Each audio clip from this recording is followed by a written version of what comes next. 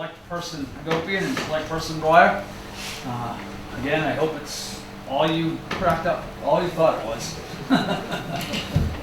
Letter D, consent agenda warrant number 53, 622, 2020, number 54, 622, 2020, number 55, 630, 2020, number 56, 713, 2020, number 1, 713, 2020. Payroll register number 26, 625, 2020, number 27, 72, 2020, and number 28, 79, 2020, and number 29, 716, 2020. So moved as read. Second. We have a motion and a second to approve the warrants and payroll registers as read. And that, just to, this is why the warrants are what you just signed, I believe, right? So those are what you just signed. And payroll is signed by one member of the Board of Selectmen every week. And it's done during the day. Any questions? Seeing none, all those in favor? All in favor, the motion carries. Just one thing before we go any further, make sure we address all questions through the chairman. And if you have a question, just simply put your hand up and we will call on you in some sort of order. Hopefully I see you.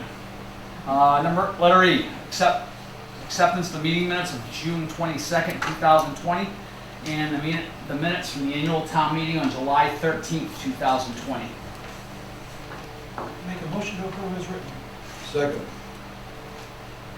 All right, we have a motion and a second to accept the minutes from the meeting of June 22nd, 2020, and the annual town meeting of July 13th, 2020. Any questions? Seeing none, all those in favor? All in favor, the motion carries. So that Kathy, the clerk, can ratify the town meeting minutes. I'll need the signatures of, in Kathy's words, the old selectmen. So, not the new. Just one, right? There's just one signature page for you and Mr. Savage, Mr. Moody. All right, speaking of that, old business, Mr. Moody. None, Mr. Mr. Chairman. Savage? None for me. Okay. Items of communication, Mr. Town Manager? Just a couple of things tonight. On the chairman's desk, I gave him a ballot from the Maine Municipal Association Legislative Policy Committee. Elaine Allows from Solon and myself have represented Senate District 3 on this committee for several years, and now our terms are up, and we would both like to be renominated. So every municipality in the area gets this ballot, and you are welcome to vote for whoever you want to, but I'm going to ask that you make a motion to support myself and Elaine Allows. All right, so Senate District 3 is 24 different towns and plantations, and the two candidates, as the town manager said, is Elaine Allows and Tim Curtis. So we're looking for a motion to approve those two. Make a motion approving. Second. All right, we have a motion and a second to approve Elaine Allows and Tim Curtis. Any other questions? Seeing none, all those in favor? All in favor, the motion carries. Only a couple other items in your packet. I put a cover sheet from the Water District. The Anson Madison Water District is going to hold a public hearing August 6th. That's a Thursday at 6 o'clock here in this room. This public hearing is for their proposed 3% rate increase for the Water District. So that's coming up not this Thursday, but next Thursday. This Thursday on the July 30th, Cheyenne Stevens, who's our Living Well coordinator, and I have been invited to take a tour of the Woodlands Senior Facility. That plans on opening in mid-August, so we're going to take a tour of it this Thursday. I believe that tour is open to all selectmen. That tour is open. Well, you have to schedule it. Right, but you can't go at that time. You have to schedule it. But I believe all selectmen have been invited. Yes, they I have. was anyways. Right? Yeah, well, yes, they have. That's Yeah. an open So invitation. if you want to, it's 2 people at a time. Right. And they'll take you through it. So you guys are in that age group. You want to check it out. We're talking about it. Anything else? Town manager? No, that's all I have. And just so the board knows, Wednesday night, 6 o'clock at the Anson Town Hall, Anson Town Office, I should say, there's a ambulance board meeting.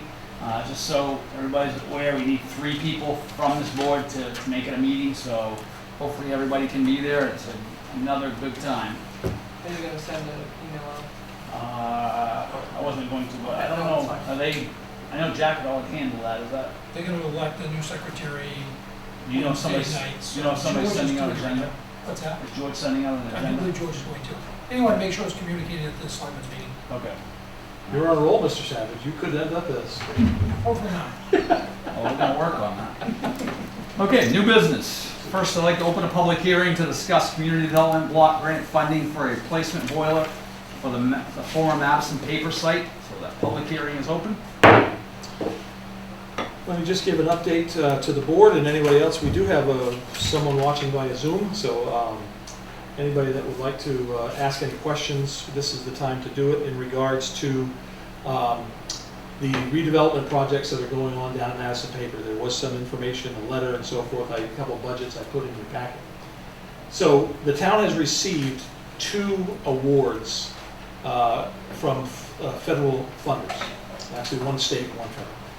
And those awards are going to be put to use in redeveloping some of the infrastructure down at Madison Paper. These funders do not give money directly to private businesses, so they give them to the town to make purchases and so forth. And in fact, we're actually going to use some of the funding to tear down the specialty minerals buildings because they need to be moved out of the way. So the reason we're having a public hearing is that the Community Development Block Grant Program, or CDBG, requires a public hearing, and that's why we signed in for the public hearing tonight.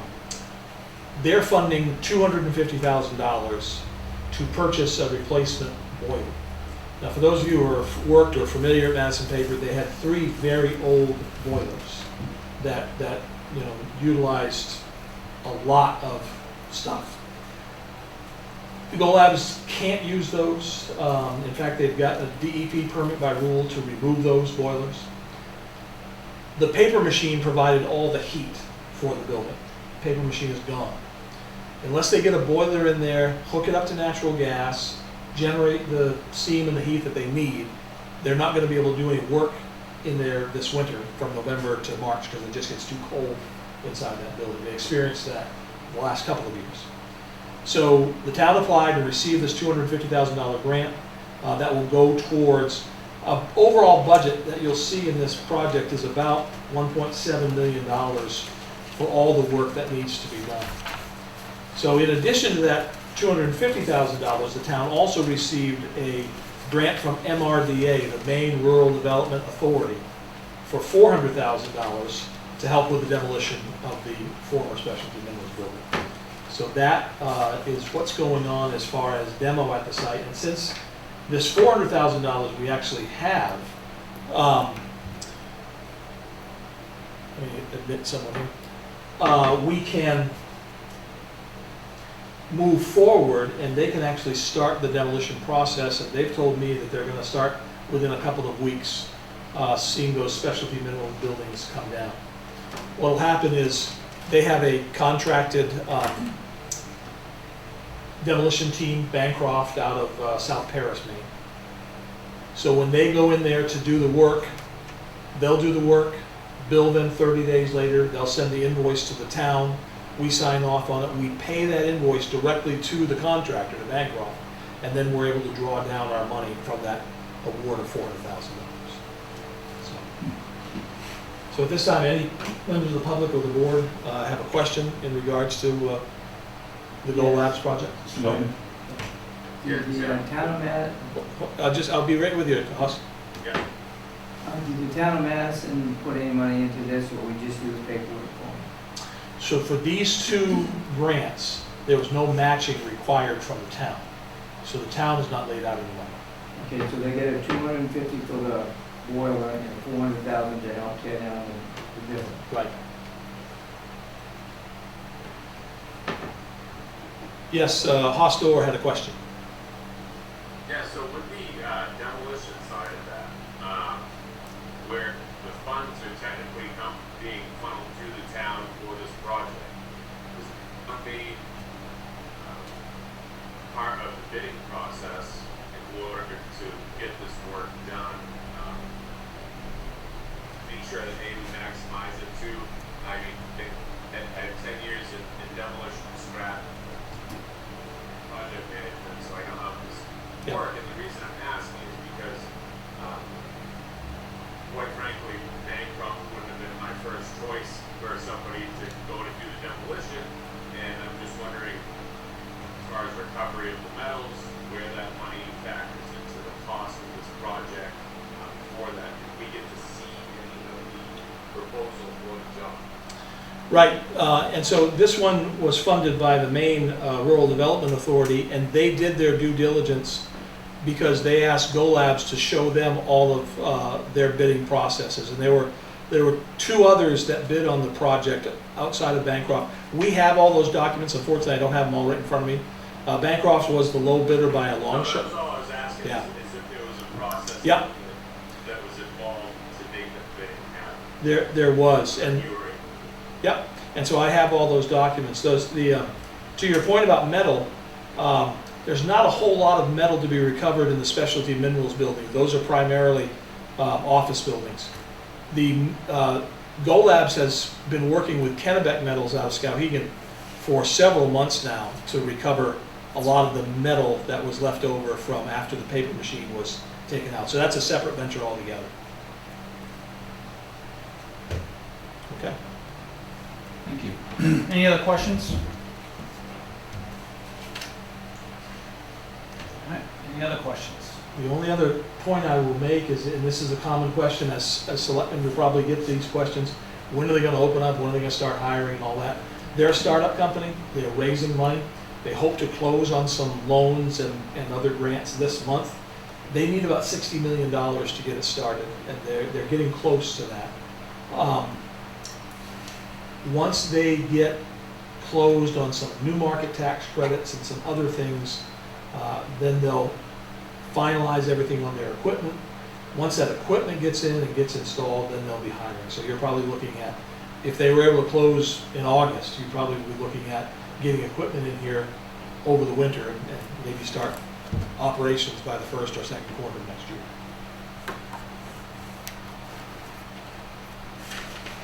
All right, any other questions?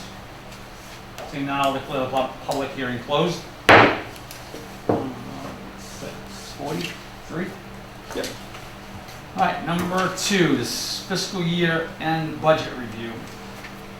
In your packets, there should be 2 pages of expenses and 1 page of revenue as far as how the town finished the fiscal year that ended June 30th.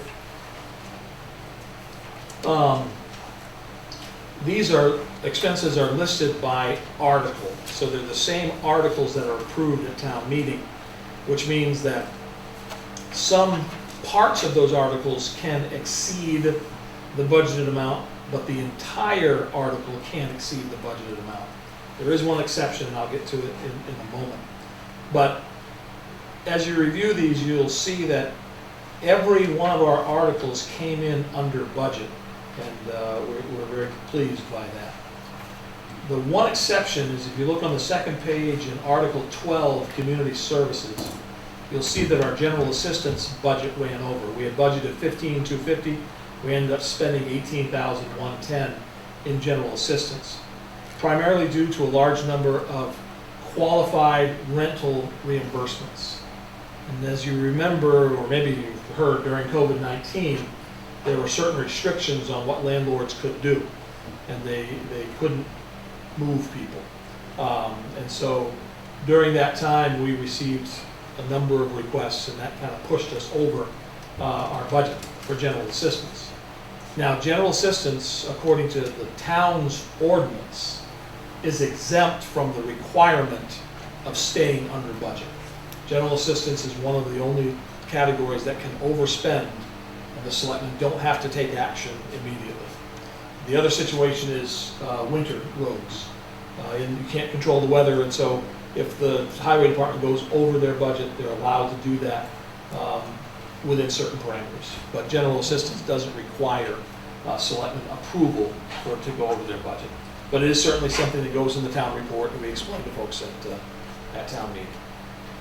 So as you can see, our non-capital budget, we spent 2.6 million, and we budgeted 2.7, so we spent just about 97% of our budget.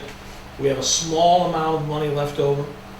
In the capital budget, we spent about 73% of our, 74% of the budget. In a coming meeting, we will talk about carry forwards. That's where the money that was unspent in this budget, department heads will make recommendations to carry forward certain amounts. Since the capital includes money that is going to be set aside for purchases such as a loader for highway, we'll be recommending that we carry all of the capital money that's left over into the new budget so that those purchases can be made. But we won't get into the details of carry forwards tonight. That'll come up at a future meeting. So are there any questions on the expenses? Just on the general, Looking for?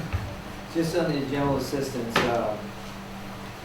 we have to, if they come to the town, they get interviewed, make sure it's a legal thing. Yep. They do all that stuff. Yep. We have 2 people that are trained in general assistance at the town office, and both of those do those private, quiet, but they have to meet the criteria to receive it. So we were kind of close to the total seat. Actually, the last 3 years, this is pretty good. Pretty good. We're getting closer every year. We don't have a large amount of No. undesignated funds. We spend what we budget, and we budget pretty tight. Any other questions on the budget review? And again, town manager will come back to us with carry forward and that type of information at a later, probably not August 10th, but. Give us a chance to spend some of this year's money first. Yeah, we gotta, yeah. So under the next sheet, which is, I think, landscape in your handout, is the revenues. This is actually a piece of good news compared to what we were forecasting and looking at a few months ago. Every town was concerned about excise tax. Are people going to not pay their excise taxes? Are people going to stop buying vehicles? Or what are people going to do? And in our community and many communities across the state, we rebounded quite a bit. We actually exceeded our budget for revenues by 7%. And that we did not adjust that budget during the COVID time. That's what we budgeted last year. And so those numbers came in. So you see in your sheet there, that top yellow line, we budgeted taking in $980,000. Now, the majority of that is excise tax. There's some other local roads assistance, highway money in there. You can see the 5-year average has always been a little bit over that at $1,032,000. This year, we actually came in above average at $1,057,000 for the additional taxes, the additional revenue. Main revenue sharing, that came in higher than anticipated for the end of this year, but that's the big question mark going into next year. How much will having little or no tourism affect Maine revenue sharing to the towns? They've already committed to give us $680,000 in revenue sharing this year, and we've already scaled that back for our tax commitment. We'll talk about that during the commitment. Betty reimbursement homestead came in as anticipated. We've collected 95% of this year's taxes, 99% of personal property taxes, and we only have 85 accounts that are unpaid for 2018, so we have no 2017. So That's awesome. we are caught up at this point. So it is a much better picture than we thought it would be 2 months ago. If anybody has any questions on revenue, I'll try to answer them. All right, no other questions? All right, number 3, board and committee appointments. Now that the elections have completed, you have a sheet there, and it is completely up to the board how you want to do this.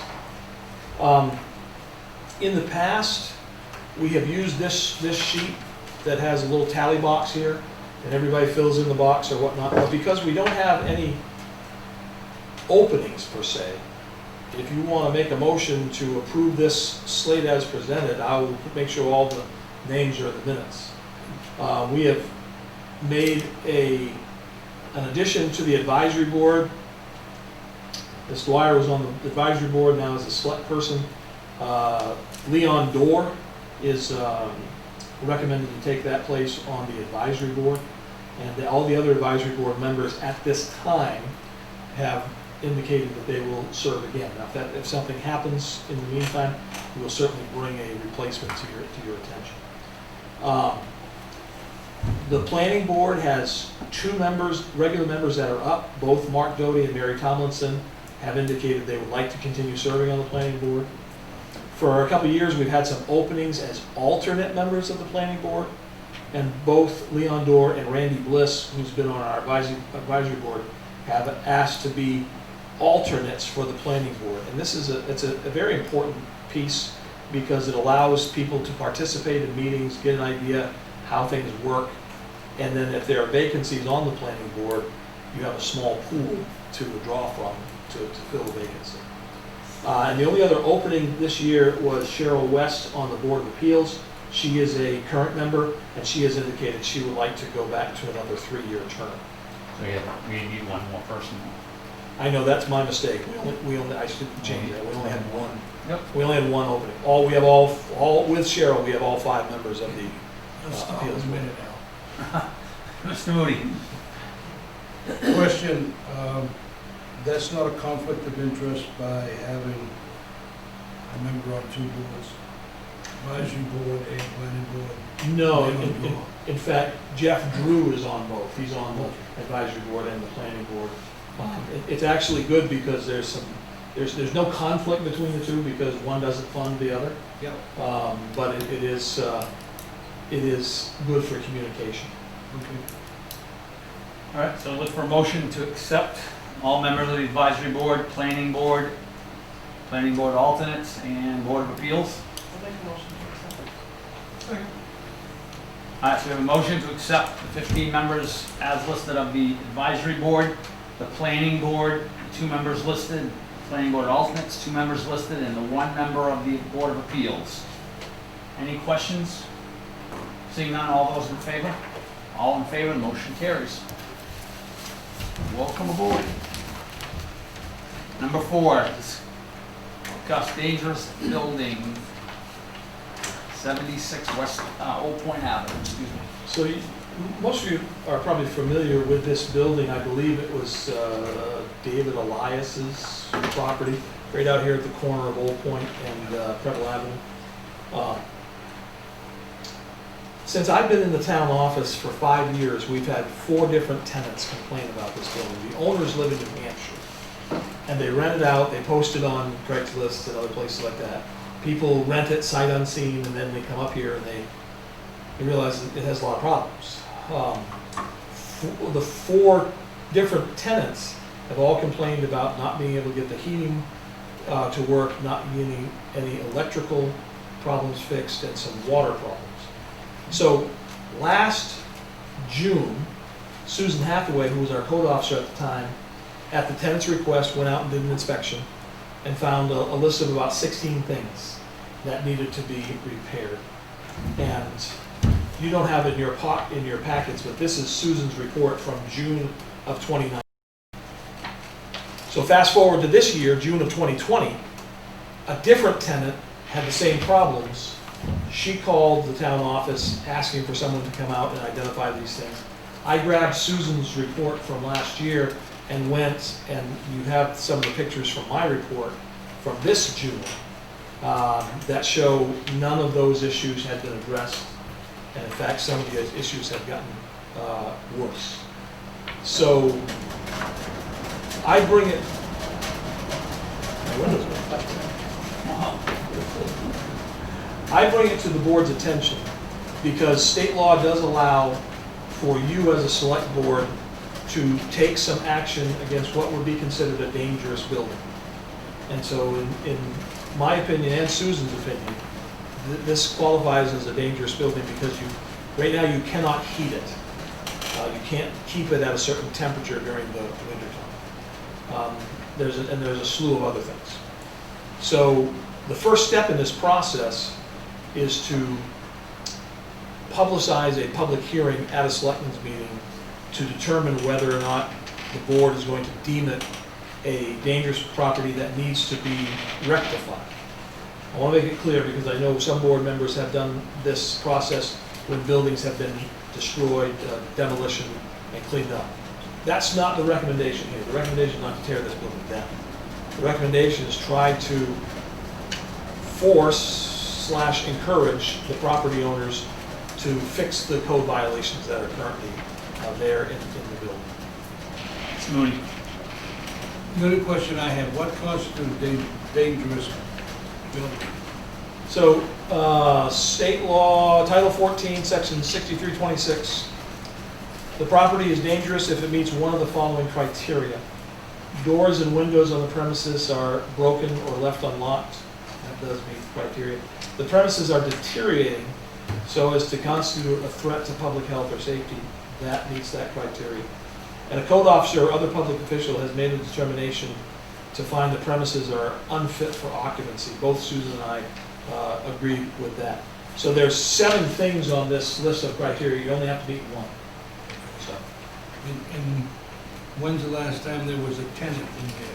so a tenant made an agreement and signed a lease in January, but never moved in there. In fact, she was on her way to get some stuff off the property, and that's when she called me and asked me to meet her, and we went through and documented these pictures. So what kind of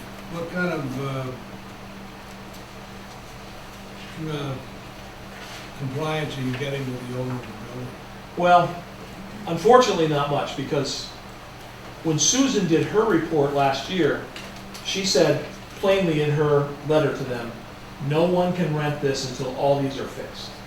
And so none of those things were fixed, and they posted it and they rented it. The reason I caught on to it is because Mike Corson at the water district had flagged it. And the water shut off, so when someone showed up and said, hey, I'm renting this, I'd like you to turn the water on, Mike called me and said, hey, you got a renter down there. So that got me in the door in this process. So I've told Mike that in the future, call me before you turn the water on this place, so at least we have some sort of trigger to know this is going on. So we as a town are going to get some acknowledgement from this owner that this is not going to be used, or rather than tell it's up to compliance, and are we going to send her what the compliances are? Right, so I sent a letter to Mr. Maynard Young and Barbara Young, they're the owners in New Hampshire. I sent a letter to them letting them know that I did this inspection, and we also had Susan's inspection where nothing was fixed, and that I'm going to bring it to the selectmen to decide if they want to go further with this process. So that prompted a phone call. Maynard Young called me back last week, and as it normally is with tenants and landlords, there's a lot of finger pointing, saying, well, it's not my fault, it's the tenant's fault, and all that stuff. And I said, well, you have to deal with your tenant, but these are the code violations that need to be fixed. And he assured me that by August 18th, he was going to get somebody in there and they were going to get the things fixed. So that's all I have as far as an assurance from him. Once that's done, he's going to notify you so that the town can see that. Somebody's got to go in compliance? with this list, right, and check all these items. Okay. Right? So, my question is, so by August 18th, he said he's going to have this done. He's going to be able to start by To August 18th. start. So are we going to get the ball rolling in case he doesn't? I mean, this is a long process. This isn't going to be tomorrow. That's right. This isn't going to be August 19th. We're finishing this. So I mean, I think we need to have some sort of motion to get the ball rolling. I mean, there's animal waste. I mean, there's Right. some things that are very dangerous here. So what I'm recommending is, if the board wants to, set a date for a public hearing and give them 30 days at least for the public hearing. So that your second meeting in August, which would be the 24th. So we can send a letter to them and post it publicly that we're having a public hearing to determine whether or not this building is a dangerous building. You're not doing that tonight. You would just get the ball rolling by setting that public hearing. That way, if by August 18th he does have a chance to do some things, he, by all means, can come to this public hearing or attend by Zoom and tell us, this is what I've done, and this is where I'm going to go. So that would be the first thing. Now, at that public hearing, you can choose to declare it a dangerous building, or you can say, okay, Mr. Young, we believe you're on the right track, just keep up the good work, something to that effect. But the first action is to set a motion to say we want to have a public hearing on August 24th. Moody? Has he kept his taxes up to? He is all paid, he's never been behind on his taxes. All right, so we can get a motion to set a public hearing for August 24th for 76 Old Point Avenue. Second. We have a motion and a second that we're gonna set a public hearing for August 24th, 2020 to determine if 76 Old Point Avenue is not compliant with town codes. So you're, Mr. Gopin? so you're giving him,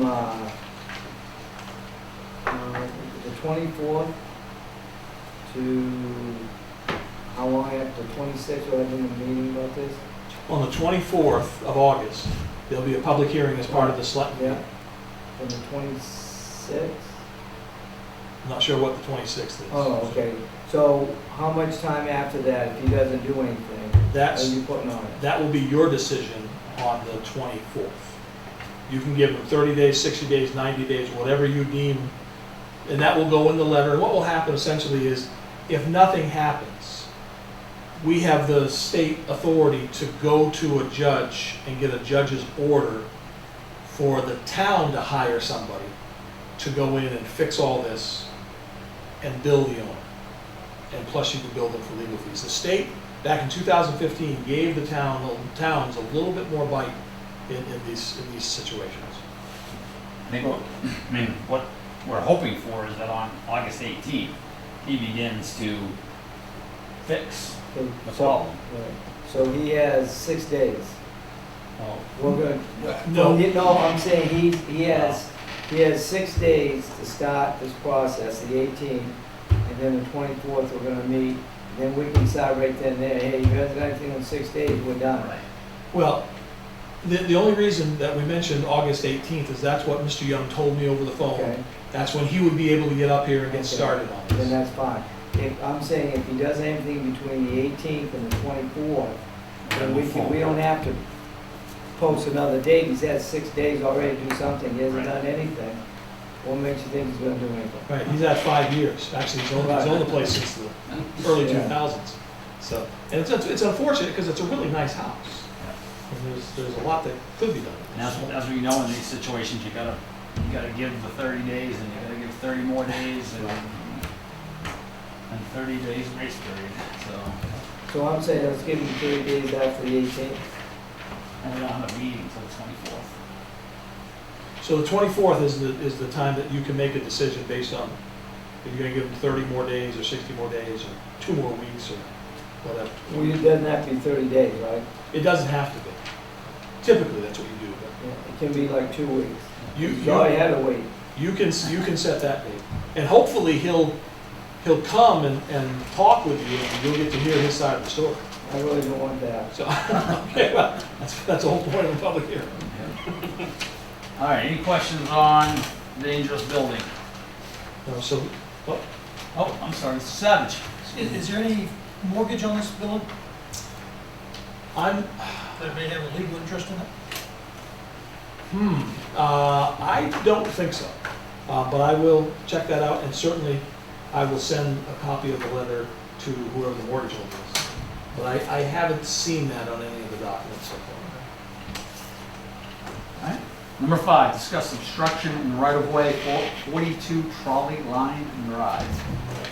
I'm going to let the road commissioner explain most of this. Sean Beckwith, husband of Rebecca Beckwith, is here in the audience tonight. And I believe that the road commissioner has had a couple of conversations over the last year about a fence that is in the right-of-way, and he's asked the Beckwiths to move it back out of the right-of-way. I think that's pretty Yeah, much- that's correct. I spoke to Rebecca last fall. They had erected the fence sometime late summer, early fall, I'm not exactly sure of the date. I noticed it and had asked them to move it. At the time, Rebecca and I had agreed to put it at a certain spot, like behind the light pole or whatever it was, and she was in agreement with that. Then the snow came and it got cold, So I didn't push the issue, and then this spring I spoke with her, and her and Sean obviously had no response. So it's still in the right of way. That is a 4-rod road, which is 66 feet. It should be 33 feet plus the 10-foot setback that we have in our ordinance out of the right of way for fences and trees and et cetera.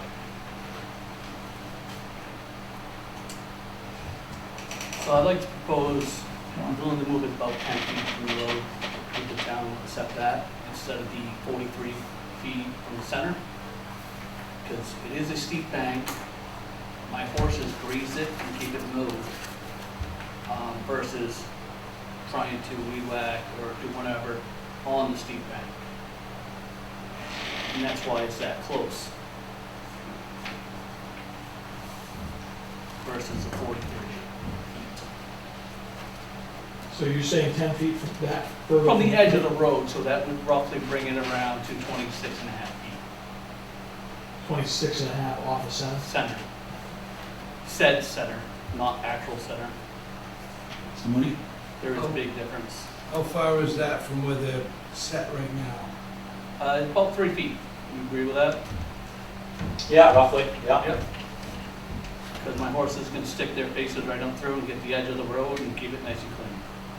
And for plowing, I snow blow that there, the whole thing right up over the fence, so the town doesn't have to push the bank back there. So I don't really see the big problem by keeping it there or the safety issue. Because the horses do a great, phenomenal job keeping it clean. So if I can clarify, are you saying you're gonna move it back an additional 3 feet from where it is No, now? it would be about 7 feet from where it is. Because right now it's 3 feet off of the ground. Yes. Is that what you're saying? Yeah, Okay. so You're recommending I'm bringing about- it back another 7? if you go to, from the road to where the ditch is, it's about 3 feet. I'm asking for 10. But that's still, like I said, kind of a pain to mow. It's your guys' property, but you're not gonna mow it, right? That's correct. Well, no, we do mow roadside. What, once a year? Once a year, yes, correct. That's not quite So- adequate. I mean, what's the mowing length distance? You guys have Yes, a sir. town code Okay. on Hold on. Could I ask a question? So in this telephone pole here, how far behind that telephone pole is it gonna be? That telephone pole is probably close to 4 feet off the road.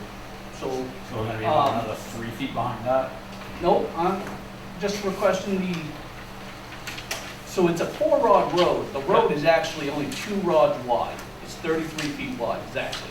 If you measure from where it changes to the ditch, not including the ditches. I'm just asking for the 10 feet, I guess. If I were to go 43 feet, that would be, it would be substantial, because, I mean, it's a 4-rod road, which is ridiculous for a dirt road.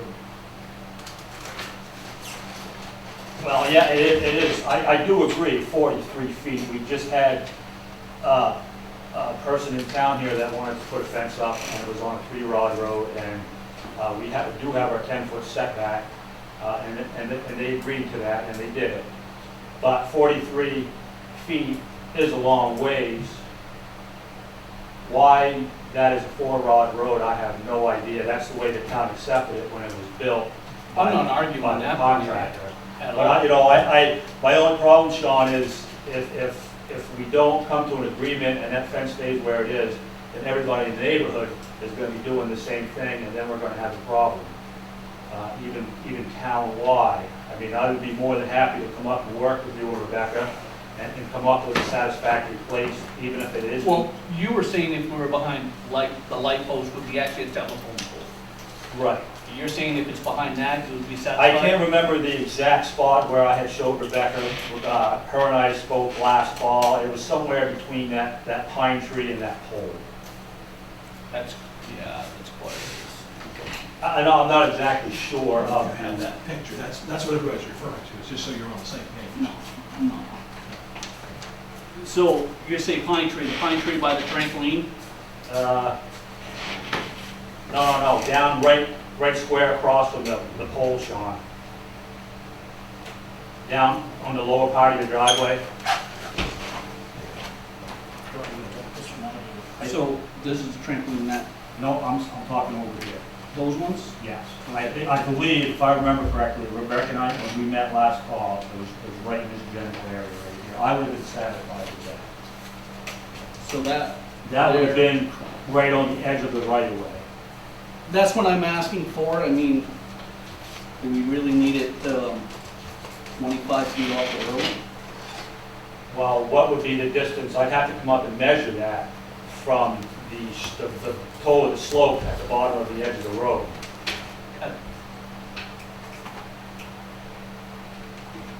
Well, why would you measure from the toe of the slope at the bottom and measure the road when everything's off the center of the road? Well, for your fence. I mean, then if you want to take the measurement from the center of the road to where your fence is, if it's got to be 33 feet, then it's 33 feet. If we- That's what you're saying, 33 plus the 10, which is 43, and that's code. I'm not arguing with that. I'm not arguing with that's four rod. I'm just asking to go 10 feet because I feel 43 feet from the center is very ridiculous distance. It's putting it 20-some-one feet onto where my lawn. So you're saying you And want well, let's not say my lawn, but it's basically onto the road. so you want to go to 33 feet? No, I want to go just 10 feet off the basically edge of the grass. Versus, So if I could, so you said you measured the gravel, and the I gravel measured is the gravel. 33 feet across? exactly, yes. So that's 17 feet, if you want to break it down that way. 16 and a half, which is 16 one and a rod. half feet from the center of that gravel, Yeah, you know, estimated center. And then 3 more feet is 20 feet. That's where the fence is right now, pretty much. yes. roughly 20 feet Yes. off center. So you're saying go 30 feet off center? You're asking to go another 23 feet, I'm asking just to go another 7 basically, So which is you're saying around It was 27 feet off 27 center. feet off the center, Okay. roughly. Like buying a car, Jim. Is that something we can live with? Mr. Moody? I was on the board when the people that live on this trolley lane came to us and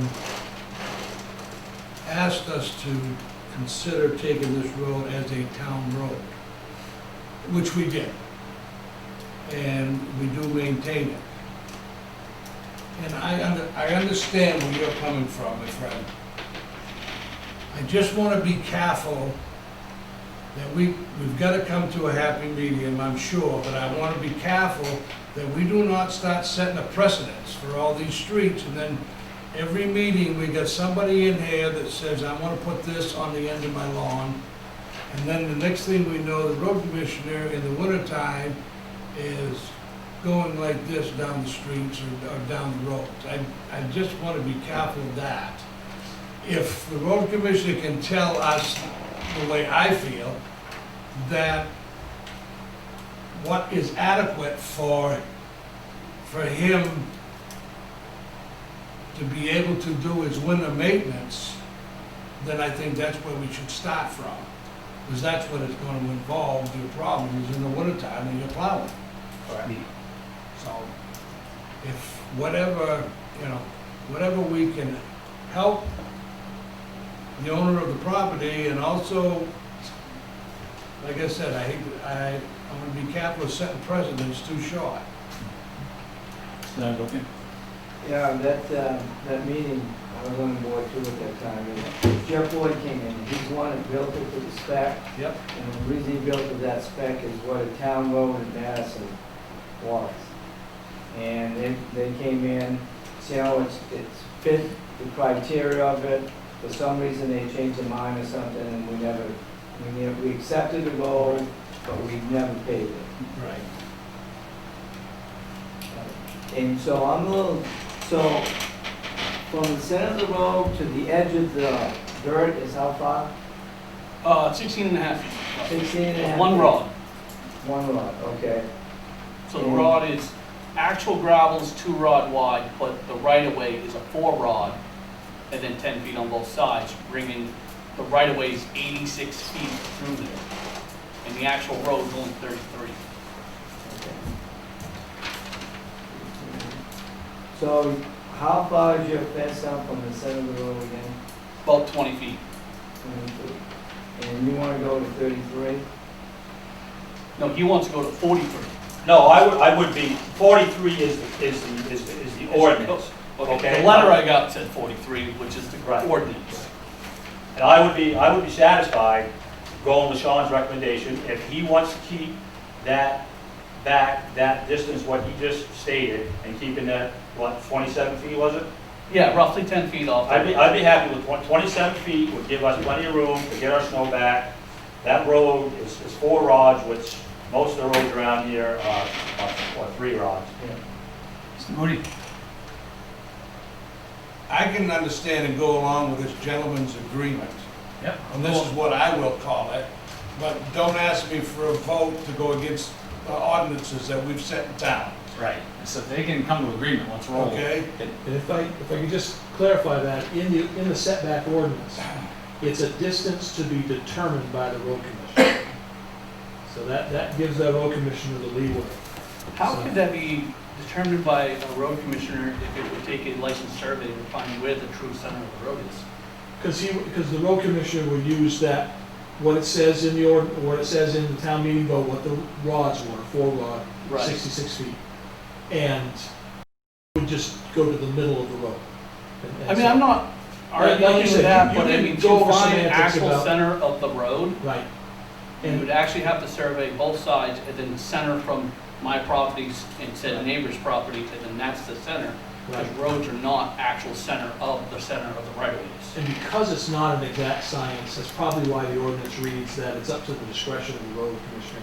If he can determine that it won't be an issue with plowing and maintenance, then Right. and I think that's how this all started is, in his opinion, where it is now is an issue with maintenance, and could be an issue if there's a bad storm that you're not able to, or maybe someone else down the road that owns the property, they're not able to get out and snuggle on it, and that sort of. Mr. Savage? I guess my thought is, maybe, it sounds like the road commissioner and this gentleman can work something out, and if they can't, maybe the next meeting, we can just say, this is what it's gonna be. We'll follow the ordinance, I agree with Mr. Moody, let's not change the rules midstream. Right. But if these two can work it out between now and our next meeting, great. We Well, just, that was basically what, just happened, we just had that happen out on Schuster Road, right? And the landowner wanted to know, and I sent him to Jeff, and he got a place for them to, where it would be okay, so I think that's fine. So, you guys will get together? yeah. You're fine with the 10 feet? I'm fine with the 10 feet, yeah, and then there again, that's up to my discretion, and, you know, this particular ordinance, that's 10 feet, because 10 feet's a long way. It originally was 15, and then we cut it back to 10. So, I mean, I did some measuring in those pine trees you were talking about. That's actually well into the 43 feet. It would have to be, the 43 feet is actually only 20 feet from my house. Right. So just to clarify, 85% of my front lawn. the right-of-way is not 86 feet. The right-of-way is 66 feet. Plus 10. Not automatically. The ordinance gives the road commissioner up to that additional 10 if he deems it. Right. It doesn't automatically happen. But the right-of-way, according to the plan, I'm going by the letter you is guys 66 wrote, feet. Right. which was 43 feet from the center of the road. Yeah. All right, so I think we can get this worked out. Yeah, I think so. All right. Thank you. All right, I'm out of here. Thanks, Jeff. All right, number 6, discuss John? Beeline Cable TV What time? franchise fees, funding for SCTV Channel 11. So in your package, there's 2 sheets. One is from Channel 11. It's their budget for the upcoming year. This does not require selectmen approval of their budget. They have their own separate board. But I just wanted to show you that they've budgeted $75,000 for their yearly operations. For the last several years, they've been right around 66, 68,000. And they did some upgrades and they made some changes this year. And so They've upped that budget. In the past, the towns of Madison, Skowhegan, and Anson have always funded Channel 11 with a pass-through from the franchise fees we receive from Beeline Cable. We only receive franchise fees for cable subscriptions, not phone, not internet. Beeline's business is 1% cable. It's 99% internet and phone. So, but our franchise agreement is just with cable TV. So we've been watching these two lines on a graph pass each other as Channel 11's done a good job, and I'm not criticizing them. They've done a good job with their budget over the years. They've been very conservative. But we've just been getting less and less funding for franchise fees to pay. You go back 5 years, town of Madison used to get $24,000, $25,000 a year in franchise fees, and it more than covered our portion for Channel 11. So this year, our portion, this is on this next sheet of paper, our portion is 31% of the overall budget, so $23,361 the town of Madison has to cover. We're going to collect, and I got an update today, I got the June statement in today, we're going to collect less than $17,500. So we're going to be almost $6,000 short. Now over the last couple of years in the budget, we've put aside a small amount to cover the gap. Only about $1,500. So going forward, we will have a gap of about $4,500 for this year, and that may get worse next year.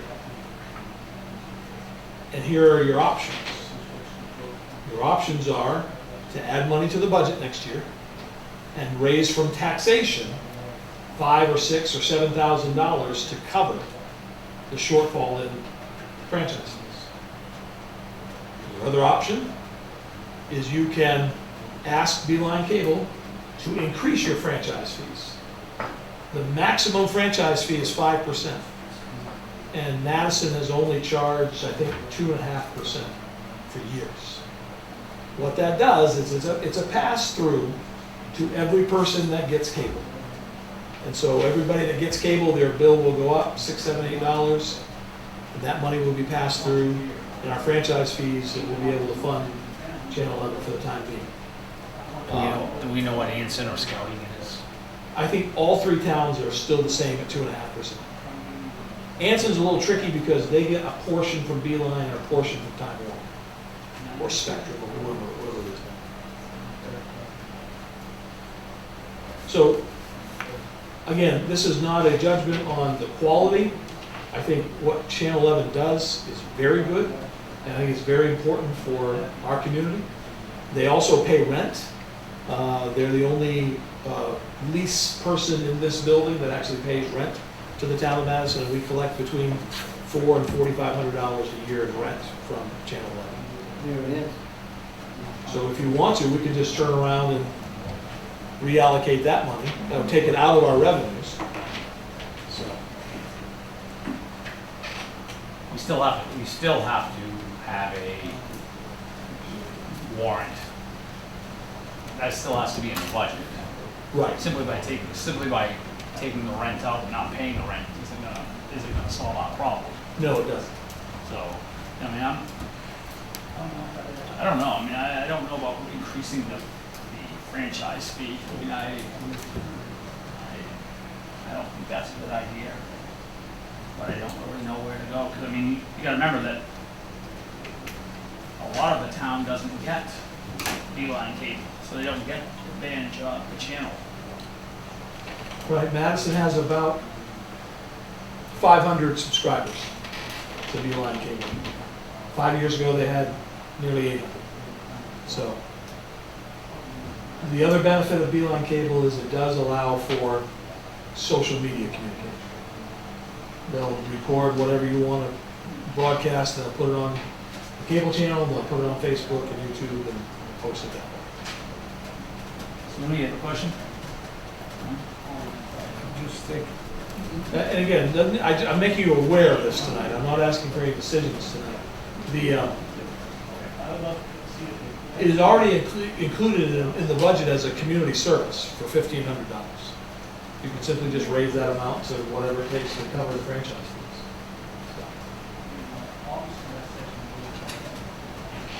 So how are you gonna make a $75,000 budget up this year? I mean, does this fall within that? How many- But our portion's only, 20-some thousand. How are they gonna do they have the money to do this budget? Well, they have the franchise fees, Right. but I'm assuming, and I can't speak for Skowhegan or Anson, I'm assuming they're all gonna just pay them the franchise fees, and then Channel 11 will have to decide How are they gonna do it? how they're gonna deal with the shortfall.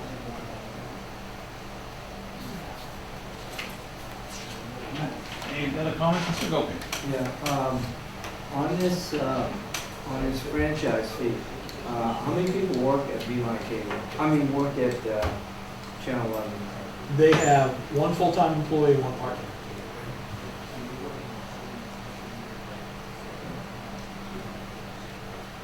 I guess when we talk about, if we talk about this again, can you let us know what 3% would be? Or 3.5%? Yeah, George Allen has worked that up for me from over at Beeline, so Yeah. I can. So, I mean, what is, obviously, his thoughts are probably not to increase the finance, franchise fee. Yeah, he's in favor of that because other cable companies do, or other municipalities that have public television do use the full 5%. So he's not, because it doesn't cost him anything. Right. It's a pass-through to the Right. consumer. I don't know if I'm going all the way 5%, then. Right. How much is the franchise fee? If I got Channel, how much would that be? 50 cents a month, $2? I don't have the service, so I don't know right off the top. 3% of your bill, right? Is it 3%? Yeah, you I said think 3% that's. 2.5%, I mean? of the bill. 2.5%, right, so that must be of the bill, right. So if it costs you $100 a month, it's $250, $300, $3. All right, thank you very much. Number 7, discuss tax acquired property, quit claim deed for Jones Street.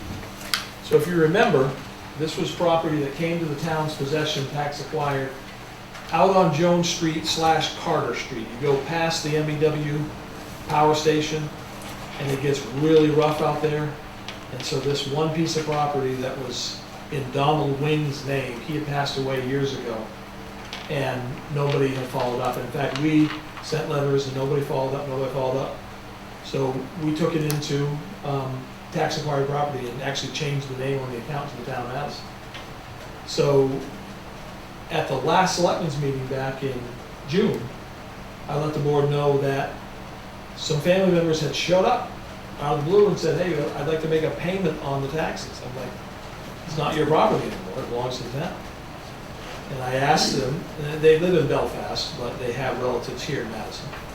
And so I asked them, I said, do you want to redeem this property? And I came to the board, and the board agreed that if we gave them 30 days to pay all the back taxes, not just the 17s, but all the 17s, 18s, and 19s back taxes within 30 days, that we would deed it back to the two people that are on this quitclaim deed here, which are Tammy Barron and Donna Ash. And Donna Ash used to be Donna Carter. So Tammy Barron and Donna Ash came in, paid the full amount within the time allotted, and so I bring to you now the quitclaim deed that will deed the property back to those two individuals. Mr. Moody?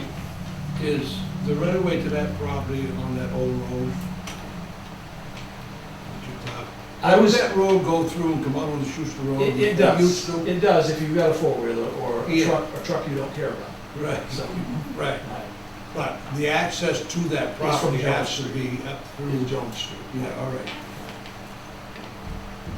All right, so looking for motion to award a quitclaim deed to They say right here. Donna Ash Tammy Barron. and Tammy Barron. Make that motion. I will. We have a motion and a second to award a quitclaim deed to Tammy Barron and Diane Ash, property on Jones Street. Any questions? Seeing none, all those in favor? All in favor, the motion carries. Any others? No, that's the only quick claim deed. That's the last of the 17s.